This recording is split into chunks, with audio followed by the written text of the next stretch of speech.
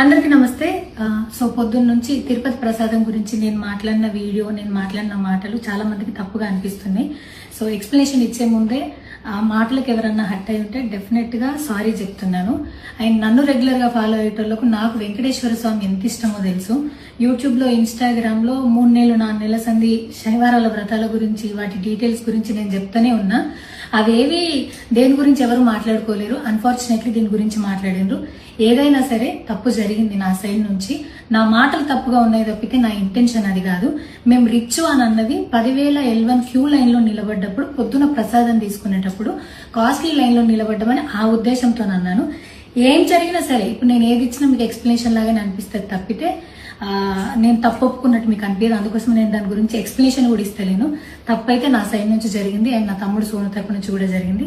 తను అవైలబుల్లో లేడు. తన తరపున, నా తరపున అందరికీ సారీ చెప్తున్నా. సో నా ఇంట్లో వెంకటేశ్వర స్వామి, నా చేతి మీద వెంకటేశ్వర స్వామి, అన్నిటికన్నా ముఖ్యంగా జీవితంలో నాకు అత్యంత విలువైంది నా బిడ్డ. నా బిడ్డను కూడా వెంకటేశ్వర స్వామి ఇచ్చిండు. నేను ఆయన గురించి తప్పుగా ఎట్లా మాట్లాడతా? అస్సలు ఆయన గురించి తప్పుగా మాట్లాడా. ఆయన గురించే కాదు, నన్ను రెగ్యులర్ గా ఫాలో అయ్యేటోళ్లకు నేను అన్ని మతాల దేవులను మొక్కుతా, అందరి దేవులను మొక్కుతా.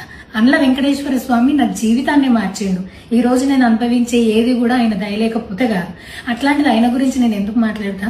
అయినా సరే తెలుసో తెలకో పొరపాటు మాటలైతే నా నోటి నుంచి, మా తమ్ముడు నోటి నుంచి వచ్చినాయి. దానికి డెఫినెట్ గా సారీ అడుగుతున్నా. ఇదేదో యూట్యూబ్ ఛానల్ ఏమంటారు వీడియోస్ పెట్టి కేసులు పెడతా అన్నందుకు కాదు, నాకు కూడా అనిపించింది అయ్యో అట్లా మాట్లాడి ఉండకూడదని, అందుకోసం పెడుతున్నాను తప్పితే ఇంకొక ఉద్దేశం అయితే ఏమీ లేదు. నేను మళ్ళొకసారి టీటీడీ మెంబర్స్ కి అండ్ నా మాటల వల్ల హట్ అయిన ప్రతి ఒక్కరికి నేను నా తరపు నుంచి సారీ చెప్తున్నా. అండ్ ఇంకోసారి మళ్ళీ ఎప్పుడు రిపీట్ చేయను. సో నా సారీని యాక్సెప్ట్ చేయండి. నన్ను రెగ్యులర్ గా ఫాలో అయ్యేటోళ్లకు నాకు వెంకటేశ్వర స్వామి అంటే ఎంత ఇష్టమో తెలుసు కాబట్టి వాళ్ళందరూ నన్ను నమ్ముతున్నారని కోరుకుంటున్నా.